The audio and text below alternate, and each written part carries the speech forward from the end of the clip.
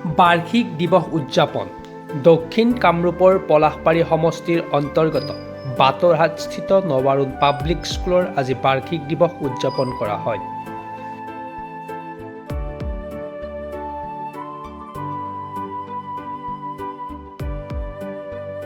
বাৰ্ষিক দিৱস উপলক্ষে ছাত্ৰ-ছাত্ৰীসকলে গীত আৰু নৃত্য প্ৰদৰ্শন কৰে।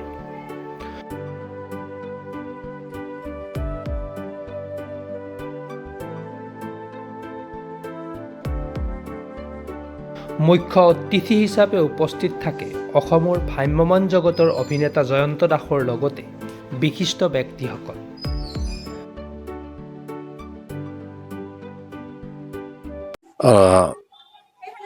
খুবেই ভাল পাইছোঁ, খুব আদৰণীয়। নৱাৰুণ পাব্লিক স্কুলৰ আজিৰ এইটো প্ৰতিষ্ঠা দিৱসত মই উপস্থিত থাকিবলৈ পাই মই নিজে গৌৰৱান্বিত কৰিছোঁ। তেখেতসকলক উৎসাহো যোগাইছোঁ। ঘটনা হ'ল কি, এনেকুৱা এখন এইটো এটা বৰ টাফ কাৰবাৰ, গতিকে তেখেতসকলক মই অনুৰোধ ৰাখিছোঁ, যিখিনি মেনেজিং কমিটি আৰু যিখিনি টিচাৰ্ছ আছে তেখেতসকলক যাতে ইয়াৰ পৰিৱেশটো খুবেই গ্ৰহণযোগ্য হয় আৰু ইয়াৰ পৰিৱেশৰ কথা যাতে বাহিৰত প্ৰসাৰ হৈ স্কুলখনৰ উন্নতি হয়, তাৰ কাৰণে মই তেখেতসকলক অনুৰোধ জনাইছোঁ। শিক্ষাৰ ক্ষেত্ৰত আপুনি এই ক্ষেত্ৰত কি বাৰ্তা দিছে? শিক্ষাৰ বাৰ্তাটো আজিকালি এতিয়াতো বহুমুখী শিক্ষা হৈছে গতিকে শিক্ষাটো মানুহক দৰকাৰ।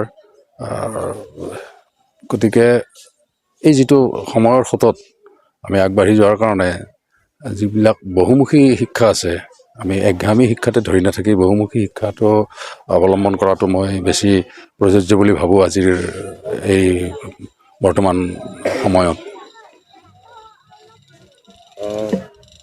যিহেতুকে আপুনি অভিনয়ৰ লগত জড়িত, আমাৰ অসমৰ জনসাধাৰণ তথা আমাৰ যিখিনি শিক্ষিত নিবনুৱা ল'ৰা ছোৱালী আছে, সিহঁতক আপুনি এই ক্ষেত্ৰত অভিনয়ৰ ক্ষেত্ৰত কেনেদৰে আগবাঢ়ি যাবলৈ বাৰ্তা জনাব? চাওক, অভিনয় এইটো এটা কলা, এইটো এটা শিক্ষাই।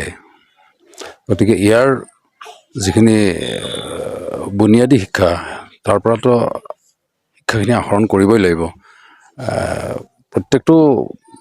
প্ৰত্যেকটো বিষয়ৰে মানে শিক্ষাগত এটা হেৰি থাকে।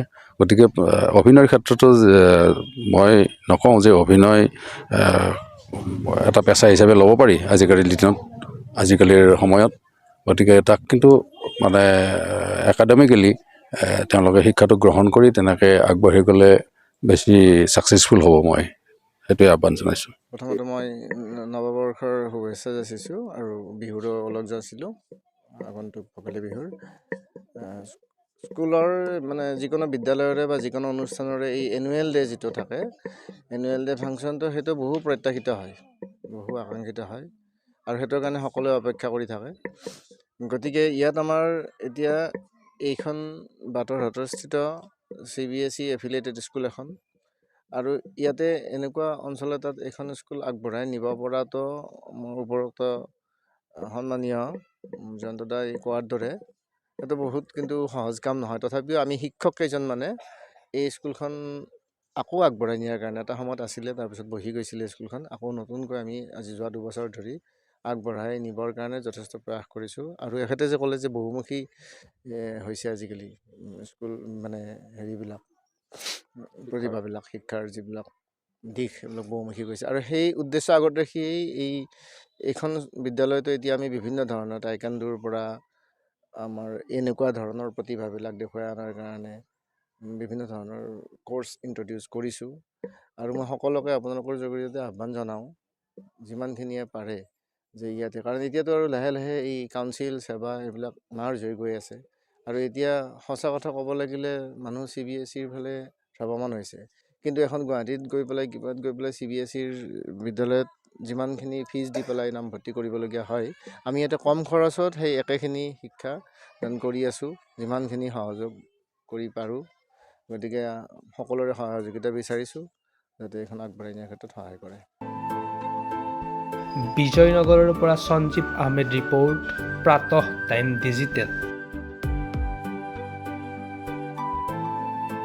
শদিয়াৰ পৰা ধুবুৰীলৈ, বৰাকৰ পৰা ব্ৰহ্মপুত্ৰলৈ সকলোৰে মাজত চিনাকি এটা নাম প্ৰাতঃ টাইম।